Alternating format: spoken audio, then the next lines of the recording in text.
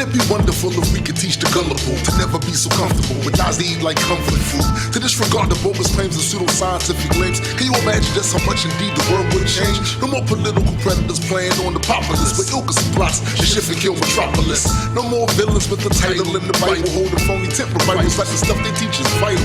Imagine it was normal to have to prove a claim you make, and folks really feel ashamed expressing content that was fake. It's not to say we never make mistakes, it's just to say we go out of our way to show the evidence it takes. Remain skeptical while you travel the road, the reason stay strapped with logic and facts. That's what it is, yo. Keep reality intact to help the truth grow. Question every claim, especially the ones you believe in. Remain skeptical while you travel the road, the reason. Hi, I'm Rob Penzak. And I'm Kayla Terzak. Welcome to Road to Reason, the Skeptic's Guide to the 21st Century. We have a great guest today. We have Andy Tompson, who's been on the show a couple of times. We're going to bring him on in about 15 minutes. First, we're going to get started with a few announcements and then some news. So what do you got? All right. So if you ever want to watch us, we are always on Sundays at 3 p.m. And in the local area, Fairfax metro area, you'll be able to find us on channel 36 live. Also, you can always look us up on Ustream. Again, that's 3 o'clock p.m. Eastern Standard Time. All of our shows go up on Road to Reason TV. It's a YouTube channel. And you can visit our Facebook page to get some updates on what our shows are going to be, so beforehand. And do you want to make a hotline announcement? Absolutely. So I really like to introduce the Hotline Project, which is one of the goals of an atheist community is to provide assistance to those who are coming out of religion, a place to go, because a lot of times when you're coming out of religion, you're kind of lost. You don't know where to go or where to find resources and information. So basically the Hotline Project is not a deconversion line. It's just a phone number that you can call in order to get resources and have a conversation with somebody who is compassionate towards your situation. So if you would like to give them a call, if you need any help, that is 844-368-2848. Get in contact with them. Great. All right. I have a couple of announcements for anybody that's in the Richmond area or thinking about going down there. On March 6th, we have a program for Saved by Science. It has Linda Lascola is going to be talking about both the Clergy Project and Caught in the Pulpit, Leaving Belief Behind. She's going to be joined by Reverend Jean Pupke, who's the head minister at UU Church there, who is in a very unique position because she's actually allowed to preach what she does believe and be very open about, how she feels about different things. Tom David Siebert is also somebody who works in pediatrics and hematology oncology division as a chaplain. He was also a pastor for a progressive Catholic organization there, and he's in the process of leaving his belief behind. So it's going to be a really interesting conversation. One other person, Silvio Lynch Jr., who went to seminary, decided that this doesn't hold together, and he also left religion. So we really should have a very interesting conversation. That's March 6th in Richmond for free. I'll try to post it here on our site. Also, if you go to savedbyscience.com, there's information. And then on April 17th, we have Phil Torres and Donald Prothero, who were both on the show recently, are going to be doing a program down there. So that's some of the stuff we have going on in Richmond. Why don't we get to the news? I want to talk about Antonin Scalia. Looked like God recalled one of his favorite angels. He was sadly just 1 week or so after Scalia and the 4 other conservative Catholics on the court decided to try to scuttle the Paris Accord, setting, the next generation is really going to suffer from climate change. And I'm not quite sure why he couldn't have brought his favorite angel back a little bit earlier. I know you said that you were a little troubled by some of the mixed reactions that you saw. Watching people rejoice over a public figure's death can be a little bit disturbing to me, even if people feel like he's on par with Hitler. It's kind of, and I know that people probably won't like me for saying this, but it just seems a little bit disrespectful in a way to even just the office of So I don't know. I've definitely changed my mind a little bit on it, but initially when I saw tweets going out and people responding to this issue, I'm just like, so we're having a party over this guy's death? But yeah, he wasn't a very good guy, and he hasn't done wonderful things. Yeah, I don't think I tweeted about it. I'm trying to remember if I posted anything. I couldn't stop giggling when it happened. It was really the best news I'd heard in so long, because he has done so much damage to so many tens of millions of people, and now again with trying to continue our non-addressing of climate change, billions of people are going to suffer for what he's doing based on his religious beliefs, ultra-conservative beliefs, and I guess I don't feel that same, everybody is deserves if some there kind was of adulation another as a way person. for him to have left office, Right, we didn't need him for him people to wouldn't die. have been so happy about him dying. Absolutely, I was just glad he's out of power. I didn't need for him to die. It's more, that's the thing that bothered me the most, is like, it's more about the fact that they're rejoicing that he's out of office than the fact that he was dying. It just so happens that those two things coincide for that position that he was holding. So, it's the idea of rejoicing over someone's death that kind of bothers me a little bit. But like, I understand that it's rejoicing over the fact that he no longer holds he doesn't have power anymore over the people that it was negative effects on. So. Yeah, and I want to talk about his, some hypocrisy there with the whole religiously motivated ultra-conservative court were all for federal rights for their until for their entire career. You had to leave things to the state until it was time for them to overrule the Bush-Gore decision, prevent Florida from recounting and really stand in the way of democracy. I think it's important to realize that religion and democracy don't necessarily go hand in hand. If you can have a strong enough separation of church and state, it might be possible to do that, but that is not the natural desire of religion to make it a democratic institution. Absolutely. I think we can get off Scalia because we had some other news that items we want to talk about. So we want to do the secular person of the week and the joke of the week together. So the person of the week, and really of the last several decades, I want to say is Richard Dawkins. I have some of his books sitting in front. I don't know if you'll get a view of those, but his contributions, he's done The God Delusion, Selfish Gene, Climbing Mount Improbable, The Ancestor's Tale, and on and on and on. He's done so much education, it's really astounding. I'm not sure who's done as much as him in the last 30-ish years. And then for the joke of the week, we want to look at some of the people criticizing him. So in the regressive left, can you put that slide up, our first slide up there as we talk about this? And so meanwhile, for the joke of the week, it's going to be people in the regressive left like Rebecca Watson, and we can go ahead and, this was the comment that earned her that as we get that slide up. Well, we're here at Skeptic. We here at Skeptic have always been critical of Dawkins' recent spate of bigoted comments. We hope that he recovers quickly. Yeah, so some of the bigoted comments, if we can just leave this slide up for a little bit. The bigotry he's accused of are saying things like some of the things that feminists are now focusing on may be very important, but it's not necessarily the same magnitude as a woman shown here getting acid thrown in her face. It's not the same as gay people being literally thrown off rooftops and then stoned on the ground if they happen to survive. What you're seeing there pictured on the left there is Mariam Nawazi was invited to Goldsmith College. She was disinvited at different times. I don't remember if it was that particular college, and then eventually did get to give her talk, and it was disrupted by the Islamic society there, the group. And she basically speaks against the infringement of LGBT rights in the Muslim world in general, in the religion and Islam, right? Right, and she's a human rights activist. And so what was, and if you watch the videos, you'll see that it's really come out exactly how disruptive and thuggish the behavior of the Islamic group was. And yet, after all of that, the feminist group there and the LGBT group came out and tried to show solidarity with the people that were disrupting her. And I don't understand how, those people on, what we call the regressive left, the other thing we showed there was that horseshoe, that eventually, when you totally abandon reality and critical thinking, even if you're really far on the left and it bends around, you end up with these, these totalitarian meeting place between the radical right and the regressive left, where you say that you're advocating women's rights, and yet you're supporting a group that tortures women. It really is interesting because literally this girl is speaking against people who are against the rights for women and LGBT groups. And so the feminist society, Goldsmith's Feminist Society, decides to stand up for the people who are against this girl who's against, who wants equal rights for people. And it's just fascinating that one of the most recent tweets that Dawkins retweeted, and it's very easy to retweet things. I've accidentally retweeted things by accident, like random one-liners like no above my thing. And so he basically retweeted a video that caricatures two really well-known online people, Big Red, who is a extreme anti-feminist and a specific Islamist, and I can't think of his name right now.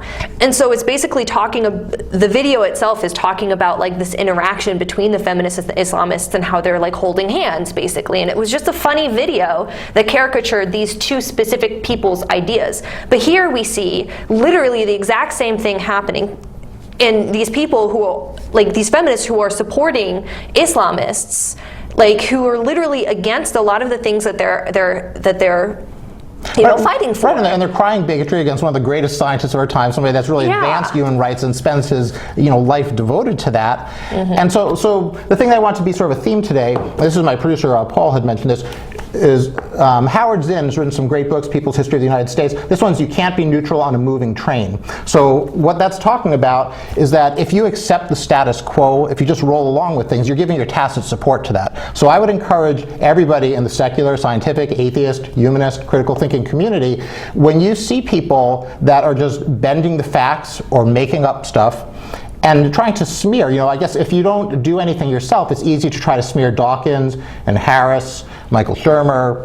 David Silverman had a case where, this was in Richmond, where one of the third wave feminists, as you call them, was saying that he basically went to CPAC to trade women's rights for some extra people joining American Atheist. Never mind the fact that, as David points out, this is a separation of church and state issue. There's probably no single thing that he could do that's more important than going to CPAC and trying to divorce conservatism from religion so that the conservatives don't have to institute these horrible social policies against women. But the facts of the matter never seem to deter people on the regressive left from smearing whoever they want. Yeah, and a lot of it has to do with, when you have an idea and you believe it fully, you want to be able to promote. It's very easy to demonize the other side, especially when there's somebody who's crying victim. And a huge part of the regressive left is this idea of who is the victim? We're going to stand up for the victim. So there is kind of an oppression Olympics going on where everybody's trying to cry oppression. Everybody's trying to be the most oppressed so they don't have to be responsible for making changes in their own life and also in the lives of others, And I think that's a part of it, definitely. I don't think that's fully. I think it comes from the people who want to help people who are oppressed come from a really good place. Yeah, and part of the regressive left does come from trying to help, and that's what's so frustrating about the whole situation. The people that they're calling bigots aren't bigots. They're all classical liberals fighting for human rights, and yet once it's in the echo chamber, once it's on Feringula and P.Z. Myers is blogging it, and they get enough people that will keep repeating it, and people that don't go through the critical thing, that don't go back to the original material to see what was actually said, or just hearing it for the first time, end up believing nonsense, and it's really harmful to people like Richard Dawkins. I hope he heals well. We are going to jump to our break right now. We're going to come back in just a couple minutes with Dr. Andy Thompson. It's good. Homemade noodles. Marty, stop it. Oh my goodness, I'm so sorry. It reminds me, I've been thinking maybe we should try a new form of birth control. I heard about this one, it's called the IUD, intrauterine device. Or we could try the patch on your arm. Actually, I think that one goes on your butt. Bedsider.org has birth control information and a lot more. And it's... What do you think then? Arm or the butt? There's a lot of tree branches and dry brush over here. We should probably move the bonfire over there.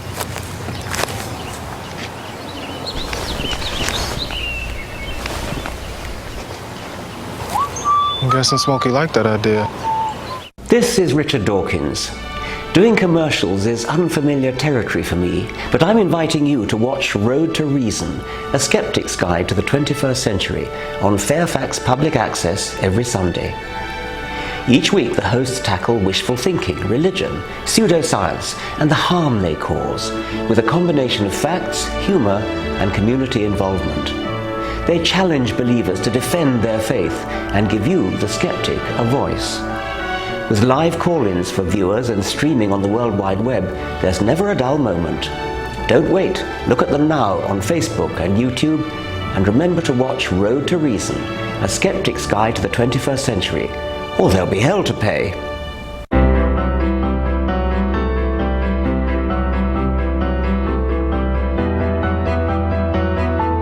Body language can tell you all sorts of things.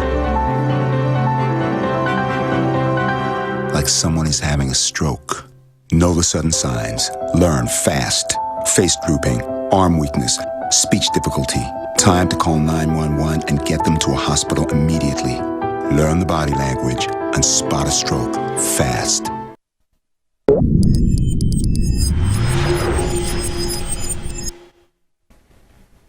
A critical thinker is in a frame of mind of always questioning everything, including things they don't necessarily want to question. You may have done some research and satisfied yourself on a position you're sure is right. Good. Now, after a month or two of that, go look at some research that opposes your point of view or challenges the position you've taken. You can even look into it with the idea of poking holes in their arguments if you want, but it would be better to just have an open mind and read it as though you'd never heard or seen anything on the issue before. You may be very surprised what you learn, and if you're doing this right, you will be. Always be open to opposing points of view and counter arguments. That's what critical thinking is all about. And now you know.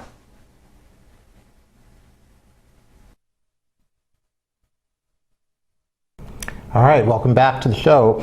So we're going to be joined now by Dr. Andy Tompson. He's a staff psychiatrist for student health at UVA. He also has a private practice in adult and forensic psychiatry in Charlottesville. He has expertise both in suicide terrorism and in evolutionary psychology. He's contributed numerous papers to peer-reviewed literature, has 2 insightful books that I have up here, Why We Believe in Gods and Facing Bipolar. He's also a trustee and international speaker for the Richard Dawkins Foundation. So, Andy, thank you so much for coming back. How are you doing today? I'm fine. Thank you very much for having me. Okay, we appreciate it. Andy's also actually a little bit under the weather, is why he's not here in the studio. So thank you for sharing your time with us, even though you're not feeling good. Oh no, thanks for letting me do it by Skype. This is a lot easier. I appreciate it a lot. It's always good to be up there, but today I really appreciate being able to do it from a distance. Okay. Maybe we can just start with, we're going to cover a few things today. We're going to talk about evolutionary psychology, we're going to talk about some mental health disorders, and we're going to talk about suicide. Can you start off, so Rebecca Watson, one of the people that we've mentioned for taking some cheap shots at Richard Dawkins, she has an entire Skepticon video bashing evolutionary psychology. There's a rebuttal on there talking about denialism within the skeptic movement, where they show 90 mistakes that she makes in a 30 to 40 minute presentation. Can you explain what the basis of evolutionary psychology is and why we should take it seriously as a science? Well, you just go back to Darwin's Origin of the Species. And in the next to the last paragraph, he said psychology will be based on a new foundation. Darwin understood at the time that he wrote his great masterpiece that it would change how we understand and think about psychology. And evolutionary psychology is just the realization of Darwin's insight. It came 150 years later, but there's simply no way that psychology isn't Darwinian. The mind is what the brain does, and the brain, like every other piece of living tissue, evolved under the rules of natural selection, Darwinian natural selection. So evolutionary psychology is just the outgrowth of the obvious. And in a sense, all psychology is evolutionary. Did Darwin have a very good foundation of psychology in his education? Like, did he understand psychology? I don't know the degree to which he was educated on that specific issue, on what was known or taught about psychology at that time. I'm not familiar with that. He wrote a lot about sexual selection. I heard that in a book that I was reading, it was talking about how he did focus later in his life primarily on sexual selection, and that plays a lot into like his psychology, because there may be a connection between sexual selection and the mind. Yes, and I think there's a lot now that is understood and written about sexual selection as one of the things that determines the differences between men and women and their psychologies. And I think we were talking earlier, if viewers of the program are interested, I think there's no better book than Jeffrey Miller's The Mating Mind. Absolutely. It was an amazing book. I'm actually working my way through that one. Yeah, so I guess for me, like, if you accept Darwinian evolution, which hopefully if you're doing any studying you will, it's very hard to discount evolutionary psychology. If you accept that the mind is what the brain does, there might still be limitations in the field. Maybe you can talk about what you see as some of the difficulties that you face in evolutionary psychology, and maybe also point out some ways that you've surmounted them, or some good predictions that evolutionary psychology has made. Well, I think you have to take a step back in that Darwin's theory of natural selection is really the only workable explanation we have for the design and variety of all life on Earth, all plant and animal life, at every single level, from membranes to minds. And so similarly, it's going to be the only workable explanation we have for the architecture of the human mind. And I have not paid that much attention to the criticisms of it because I find it such a compelling and useful model, and I'm basically a clinician. And so the degree to which we understand the anatomy of the mind allows us to understand the anatomy of mental illness and have more effective treatment. Maybe I could put it this way: if you understand the function of the heart, and the evolved function of the heart being to take oxygenated blood from the lungs and pump it to the rest of the body, understanding the evolved function of the heart is crucial to understanding heart disease and to understanding how to do heart surgery. Well, similarly, if you understand how the mind works and its basic architecture, it is going to be an evolved architecture full of adaptations to solve specific problems. To me, you can't go wrong utilizing that fundamental insight. So maybe we can jump from there into clinically how you apply that. You have a paper about major depression and tie that into evolution. And maybe you can talk about that, whether you think of depression as an adaptation or a disorder or a combination of the two. Well, I think it's both. And here, if anyone is interested in this topic, I would refer them to Paul Andrews, who really is the person I think that is ahead on this score. And he just posted a video called I think What Won't Kill You Will Make You Stronger, or something like that. But he gave a public lecture at McMaster University on January 22nd, I think. And it's very well filmed. I had the pleasure of being there and hearing it. And he lays out, I think, the evidence very well, both in that lecture and his publications. But the idea here is that depression is an adaptation.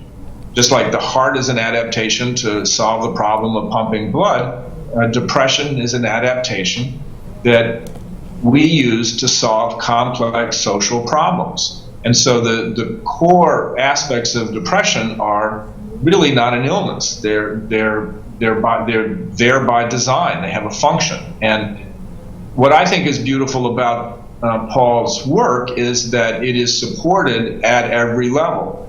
Behavior, cognition, the neural circuits, right down to what we know about some of the mechanisms that serotonin are involved in. And if you think about physical pain, pain is obviously painful, but it serves a purpose. It tells us we got a problem. It tells us where the problem is, and it tells us how severe the problem is. And you want to think of depression as similar. It's psychic pain. It tells me I got a problem. It tells me how severe the problem is. And if I pay attention to what I'm ruminating about, it tells me the nature of the problem, even if I don't want to face it. And it helps us make sense of things that have been known for a long time. I mean, long before evolutionary psychology, it was known that depressive affect, you had better reality testing. You had better, more accurate sense of appraisal of yourself and a more accurate appraisal of others. And so depression gets us to focus on our problems, map out what the problem is, and then helps us solve it. Our analytic reasoning abilities are actually better if we're a little bit depressed. So the core of depression is an adaptation. Now, obviously, just like a heart can malfunction, similarly, depression can malfunction. Just like fever is an adaptation that helps us kill infections, we can get a fever that goes too high and does damage. Depression can spin out of control. But our position is that too much mild depressions, even some major depressions, are labeled as pathology and disorders when they may not be. There are some cultures that glorify that melancholy feeling that you get when you're walking through the forest and you feel so alone. Whereas, especially in Western cultures, there is a lot of I guess, I don't know if there's a word for making something a disease when it is not a disease. So basically, I kind of feel like... The word would be the Diagnostic and Statistical Manual for Mental Disorders. Yeah. So, but I kind of feel like that melancholy feeling that we stray away from can be a very positive tool to use, like you said, in furthering like self-reflection, for instance, or reflection about our universe. And some of our greatest poetry and art and some amazing things that human beings have created have come out of states of mind that are less than positive. Certainly. And a lot of people, for instance, who have more nihilistic tendencies tend to, from what I've seen, have, like, they tend to appreciate a lot of things differently, and even more sometimes, because they're able to take the positive things when they do come. Yes, I think the people have known this for centuries. I mean, you see statements, I think, of, say, Plato, in some of the classic works, there's an intuition that depression, even though painful, could lead to insight and creativity. Can you also talk about how depression can actually mobilize people around you, even if it's partially against their will, to give you the help that you need? Certainly. I mean, we're an intensely social species, and depression serves as an honest signal of need. If I'm a little bit depressed, you may not pick up on it, and I can hide it pretty well. If, say, somebody crucial to me has died and I'm plunged into the depressive affect that is grief, I really am not going to be able to hide it in all likelihood. And so the depression serves as a signal for help. And that's an involved function of depression, as a signal, and a signal for help, and also a signal for help from sometimes reluctant social partners. Or even a strengthening of bonds. For instance, one of the closest relationships that I've had in my life, I literally showed up at her house at like midnight and stayed up with her all night to prevent her from committing suicide. Yes. And then I took her to the doctor in the morning. I ended up becoming the person that she could rely on, because she didn't have a whole lot of people to rely on, which ended up bringing her into a different community. Because I did have a good community of people to rely on for my issues, which is the reason why I was able to help her. So like the entire episode helped her in the long run, to become a part of a community, or become closer to a community that she knew about. Yeah, no, I think that's a lovely example of somebody who was depressed. You picked up on the signal, and it helped solve one of her problems, which, from what you say, was her not having a community that was responsive to her needs. And part of her depression brought you all closer, and in a sense, at least that problem was solved, moving her into a community of more like-minded souls. Mm-hmm. So we do have some statistics in front of us about suicide specifically, and suicide is the 10th leading cause of death for all ages, based on a 2013 study. And males take their lives nearly 4 times the rate of females.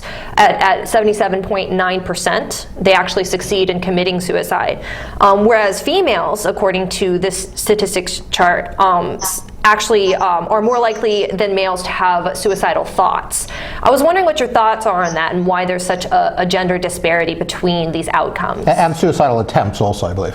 Attempts. Well, yeah, I didn't look into that, so. Yeah, well, I think any theories about suicide are going to have to explain those facts, because they are, I think, generally worldwide, and I think the studies in hunter-gatherer populations, it's the same thing, that suicide is predominantly a male phenomenon, or lethal suicides, whereas suicide gestures, non-lethal attempts, are primarily in women. So any theories must take that into account. And at least two of the theories, one Thomas Joyner's and the other Ed Hagen's, if you look at it from Joyner's perspective, and he says that part of suicide, being able to kill yourself, requires what they call the acquired capacity for lethal self-harm, meaning you have to become desensitized to bodily injury and pain, and so you have to override the self-preservative instinct and to be able to injure yourself to a lethal degree. And one of the arguments is that males are more likely to have had experiences of pain and suffering, fights, physical fights, injuries, and so they are more desensitized to physical injury and physical injury that may come from their own activities. So that's one theory. Is this a well-established theory? Oh yes. I think Thomas Joyner, his work on suicide is some of the best. He's at Florida State. I would highly recommend his books, Why People Die by Suicide, Myths of Suicide. Beautifully written books, very accessible. Well, I think they're extraordinary contributions, and I think they're very useful clinically. The other theory has to do with, it's a more Darwinian one of basically it's useful for me to kill myself if it promotes the survival and reproductive success of my kin. And it has a clumsy title. It's called the negative inclusive fitness theory. It was laid out actually in the 1980s by a psychologist, Dennis D. Catanzaro.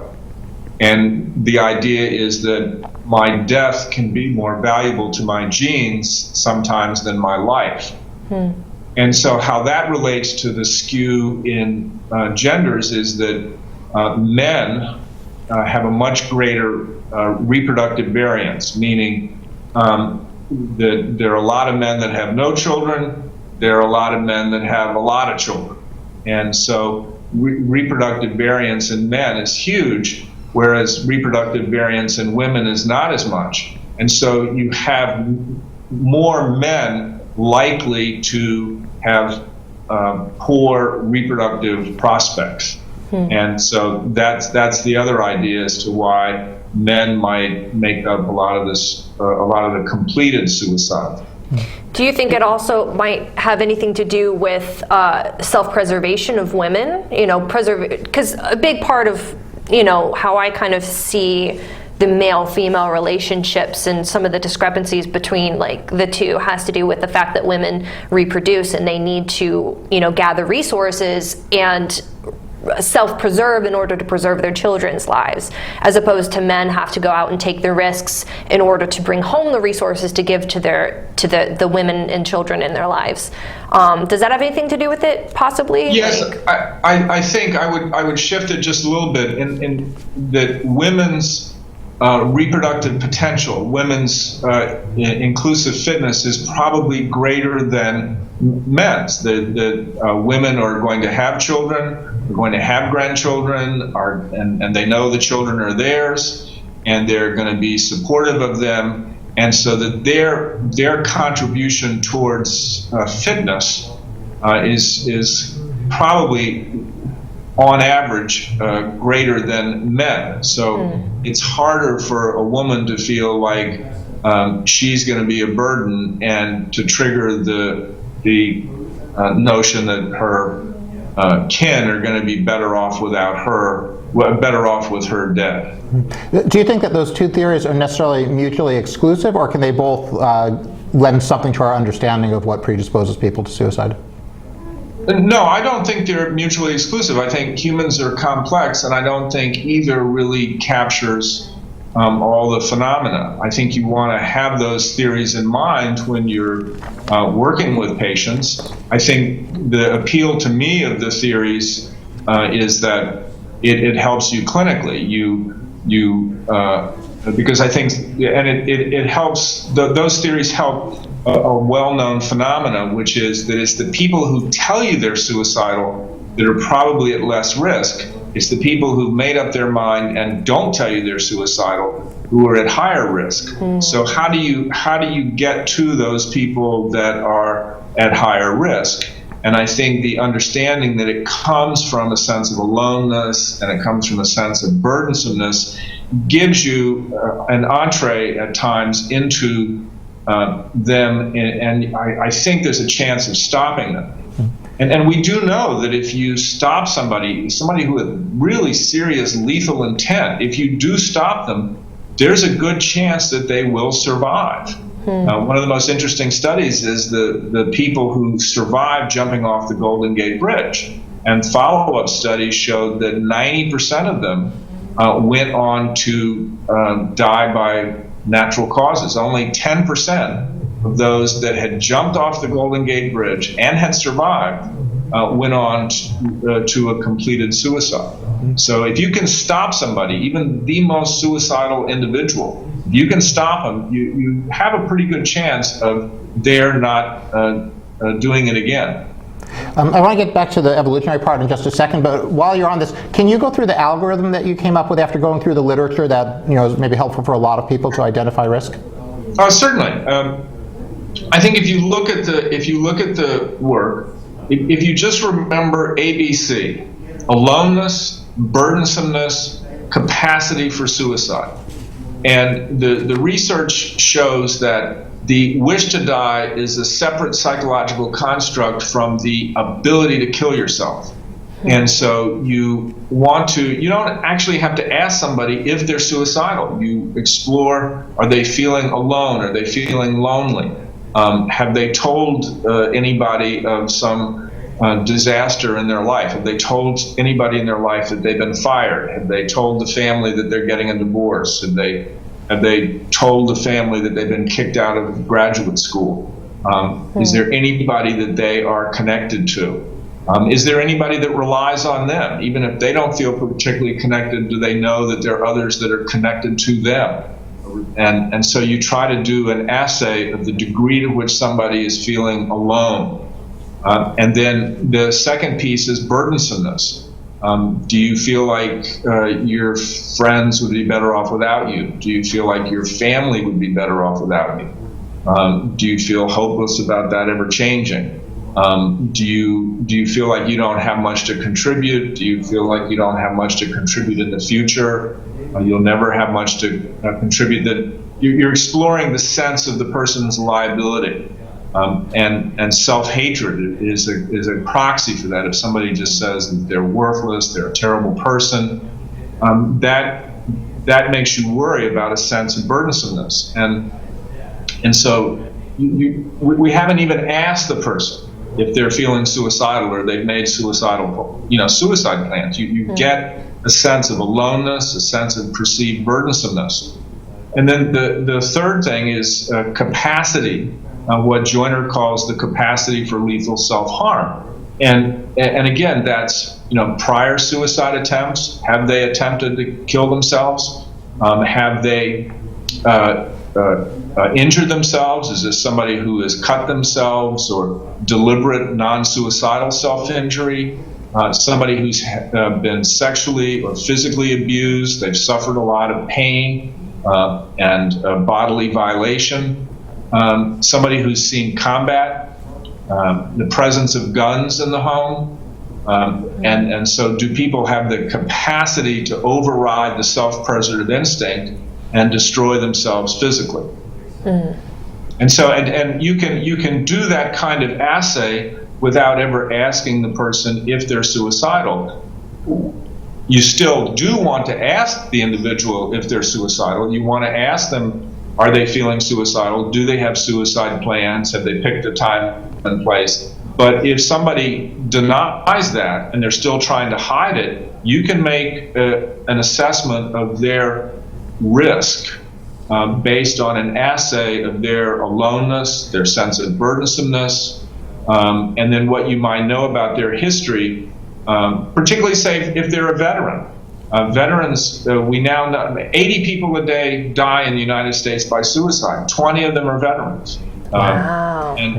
But I think that algorithm that you come up with is incredibly important, because you don't have to be a psychiatrist to do that. Regular medical doctors really don't have the depth of training that perhaps they should in that field. But regular medical doctors can ask that. Coaches at school, teachers at school, counselors, you can ask your family members. It just provides a way that there's a lot more people that interface with the public can quickly get a handle on who might be at risk and then channel them to the right resources. Which seems I think it's a very useful algorithm, because the truth, Rob, is that by the time somebody makes it to see me, they're probably going to survive. It's the two of you who probably actually have a greater chance of saving somebody than I do, because it will be a friend or a family member who's become uncomfortable, a teacher, and you're absolutely right, and that's why I think the algorithm has utility, because it's something simple, it's easy to remember, and you can utilize it anytime, any place, with anybody, and I think you're much more likely to, in a sense, if you're someone on the front lines, you're the ones that are going to pick it up. By the time the person makes it to see me, they're probably not at as great a risk. It also gives the average person not only tools, but a different way of thinking about it. For instance, we have ways that you can handle the common cold, or that you can prevent the flu. And one of the criticisms of mental, like the way that we treat mental health in the West, and particularly in the United States, is this idea, is the fact that we've demonized it, that we've made it a moral issue, that you have some kind of social, mental, physical, moral failing because you feel these ways and because you've tried to take your life. Whereas if you do talk about these simple factors that you can ask about, it gives a lot of power and understanding into the hands of people, so it doesn't become this, because we fear what we don't understand, and it makes it a lot more easily understandable, so people don't fear it and end up creating a demon out of just, you know, a normal aspect of human life that people have to go through to a certain extent. So. Well, certainly, and I think it also helps if people come to realize that all of us have the latent capacity to become suicidal. I mean, just like we have the capacity to develop calluses on our hand if we get too much friction on it, similarly, all of us are sitting on the capacity to become suicidal if certain things hit us. And so, if you can see it as a tragic norm in a sense. And then I think that also helps, and anything we can do to destigmatize it. I don't think most people realize that more people in the world die by suicide than war and homicide combined. Mm-hmm. There are 1 million people that die every year by suicide, and there's another 10 to 20 million that make suicide gestures or suicide attempts. Do you think that a religious system reduces the amount of suicides? I've heard a lot of people coming out of religion, one of the things that I've heard several people tell me is that they have not committed suicide because of their religious convictions, because they've had, in my opinion, a community to go to talk about these issues. Do you think that secularism and people who've left religion tend to have a higher risk? I don't have any studies in front of me, but as you're the expert, so. Well, no, look, I mean, this has to do with human nature, and as I say, you know, I did a lot of training to learn what most women know intuitively, so I think that's a very good question, and I think you could reasonably speculate that religions or religious involvement might be somewhat of a buffer. Because what does religion mean? I mean, religion comes from the word religare, which means to bind. I mean, religions create community. They do bring people together and create a community. So if you have a close community, that acts as a buffer to loneliness. And one of the problems, obviously, we have in the secular world, and say just particularly where I live, is that it's a very conservative, very religious area, and for a young man or woman to leave their faith means a loss of family, can mean a loss of community. It can thrust them into a very isolated position and increase loneliness. And I think we have to keep that in mind. So I think anything we do to create secular communities, the more the better. I mean, that's the buffer. It's not belief in I don't think it's belief in a supernatural power so much as it's a bonding and community.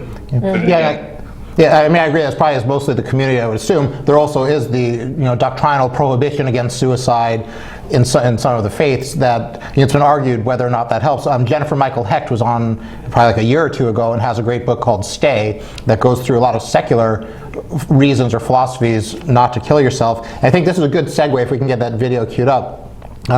There's an indie filmmaker out in Portland who his film got his trailer got sent to me by a friend out there, and so we're gonna run this in just a minute. There's been, I've showed it to a few people, including Andy Thompson here. A lot of us have had a very vigorous reaction against the violence in the trailer. And that's separate. And like, so those of us who have read some guidelines from the Foundation for Suicide Prevention thought this tramples a lot of things you're not supposed to do in media. And it also put me in touch with Dr. Joyner. I contacted him, and it turns out that the data that the media guidelines are based on, some of it's scientific, some of it's not great data, and it's really unclear. So this is a filmmaker, this is a semi-autobiographical piece. He's an atheist. He was depressed and suicidal years ago. He got lots of advice from religious people that didn't help him at all. So what he was searching for, and what the protagonist in the film is searching for, are rational, secular reasons to go on living. So if we can run this about 3 minutes, and then we'll talk about the guidelines in the film a little bit. Was that your long version of a trigger warning? Yes. Okay. Hello, my name is Travis Brown, and I'm an independent filmmaker in Portland, Oregon. I'm making my first feature film, All Too Human, which is a somewhat metaphorical, semi-autobiographical film that discusses what it's like to deal with depression and the desire for suicide as a skeptic. All Too Human focuses on the struggle of a person who has lost their faith and is looking for reasons to go on. We've made a proof of concept teaser for the film to illustrate what it's about. The teaser has garnered different reactions from different people. Some are concerned by the depiction of suicide in the teaser and the intense nature of the images. I recognize this concern and am doing a little bit of research to help negate any negative impact it could potentially have. I say potentially because, without giving away the end of the film, I do think that it will have a positive impact on those who suffer from depression, especially those of us who don't have any faith at all. I felt really alone while struggling with my severe depression, and most of the help I received was from religious people, and frankly it was inadequate because it required me to believe in something that I simply didn't believe in. Ultimately, I was pretty tenacious in finding the right methods that helped me get out of my depression and avoid suicide ultimately. My solution for overcoming my depression took years and a lot of hard work. Took some medication, plenty of exercise, and finding the right community of people who supported me without requiring me to believe anything on faith. So this film focuses on a character who doesn't believe in anything and who doesn't accept any religious solutions to his problem.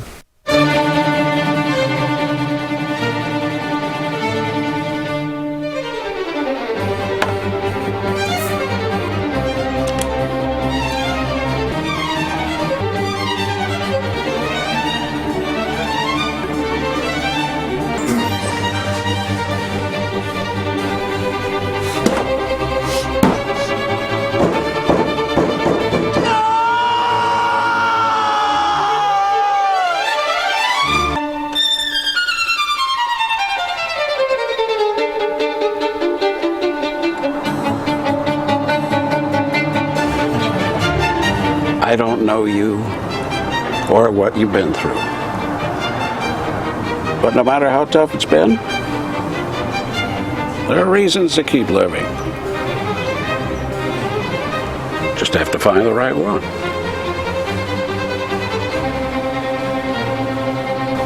Human beings have no reason to live outside biological function. Anything beyond that is simply fabricated.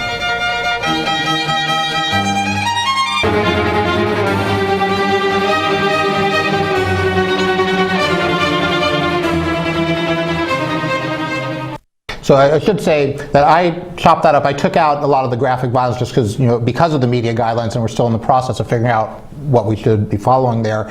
Any discontinuity in the music, if it was choppy, if it left out parts, that's on me as opposed to the filmmaker. We had posted up there the Signal Productions where you can go see the original. Andy, can you just give me your original, your kind of reaction to that when you first saw it, and maybe talk about Dr. Joyner's study that he put out with dangerous words?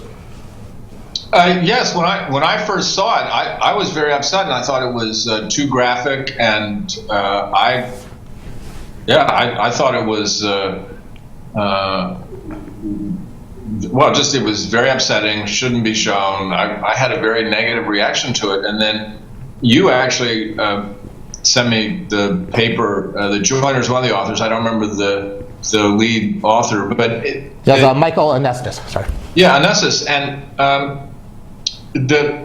was the first, I think, empirical research that showed that actually for vulnerable individuals, seeing or I guess in that study, reading about graphic aspects of suicide may actually help them not do it. So my initial thought about it actually may be wrong, and the full trailer that you edited, it would be interesting to do a similar study using the edited version of your trailer, your edited version of the trailer versus what the filmmaker put out. Yeah, so so thank you for that, and thank you for letting me know about Dr. Joyner's name. So yeah, I think that this is something that all the people that I showed it to that are sort of involved in trying to prevent suicide had that just this crosses all the things we're not supposed to do reaction. It's just it was very violent. The filmmaker himself, who is a skeptic, asked me the very reasonable question about, well, what is the data, or are you able to get me any data, which is why I contacted Dr. Joyner. And maybe we can just talk about the scientific process a little bit. We don't necessarily want to go with our gut instinct. Yeah. So maybe this is a study that we can actually do. I think it's a nice illustration of the importance of science and doing studies, because our intuitions can simply be wrong, and this may be an example of it. And you've got some empirical evidence that suggests that the graphic violence, or at least I think in that study, reading about it, gave pause to those individuals who were at risk for suicide. Right, and so one of the very interesting things about the film would be when you read something, it's probably more intellectual, not as emotional. When you hear the music and you see the visuals, if there really is a problem with viewing this kind of stuff, it's very likely to show up there, maybe more so than just reading a document. You'd obviously need safety parameters, internal review board to clear this. But so we're hoping that something comes of this, because there's tens of millions of nuns that really don't benefit from the religious advice against suicide, that if this is safe, really could benefit from some secular reasons to go on living. But I think, Rob, the other point would be, this would even potentially help religious people. Oh, yes. Because, anybody, I think the most interesting part about it is, should we be more explicit about suicide, and that counter our intuitions, it might actually help dissuade people who are on the edge of the ledge, so to speak. Right, although I should mention that it really is unclear to me at this point also what media guidelines we should keep, which ones we shouldn't. So I think even Dr. Joyner said we really do want an abundance of caution, but again, we really do need to get good data so we can make good decisions based on that. Is it, does the study propose, theorize as to why, or is it just giving raw data as to what? Because, I would assume that if that was the case, that there was less, it did actually, more graphic depictions deterred people from committing suicide. It would probably have to do with the demystification of it, or? Yeah, I don't think that the study that Dr. Joyner and Anestis did spelled out, I don't know that they had enough data to spell out, why. It was really just an observation that surprisingly, maybe these guidelines aren't. So it's asking for more studies, basically. Right, so we talked about in here the possible need for more studies, and then this film, may be something that fits that. So we only have a few minutes left. I also wanted to talk about, so we've talked about depression. We'll see if we get back to the evolutionary question. You've written this book, Facing Bipolar, with Russ Fetterman, The Young Adult's Guide to Dealing with Bipolar. It's a wonderful book for lay people. Can you talk about bipolar disorder a little bit and how that, its risk for suicide, and just how should young people cope with bipolar disorder? Well, thank you. It came out of the work that Dr. Fetterman and I did at the University of Virginia Student Health Services. He used to be the head of the counseling and psychological services there. And the incidence in university populations is somewhere between 1% and 2%. So if you've got 20,000 students, you've got 200 to 400 students with bipolar disorder. And the illness generally comes on at the end of second decade, beginning of third decade of life, which is the university years. And we saw a lot of these students, and out of that work came the book, which is directed towards young adults with bipolar disorder. And I think the main message is that It is a serious illness. It is a lifelong illness, but there is treatment available. We know a lot more. The treatments are more effective, and you want to try to educate yourself and get treatment. And it does. Bipolar disorder carries a particularly high suicide rate, and that's another reason you want to get it treated early and aggressively. Yeah, and I found it a very hopeful book, which I think is important for young people to understand that they're not doomed to a terrible life. Are there any practical recommendations, though, that you would tell, especially in your teenage years and college years, anything that people with bipolar disorder should do differently than their other college friends just to try to keep themselves on track? Certainly. It means doing some things that are somewhat at odds with student life. It means getting very good sleep. It means trying not to drink a lot of alcohol. And I think it means staying away from marijuana and psychedelic drugs.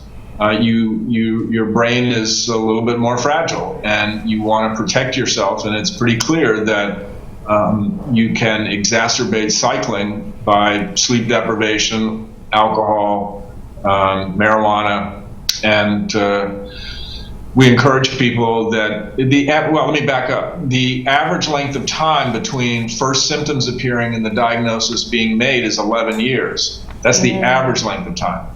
And so we advocate early diagnosis, early treatment.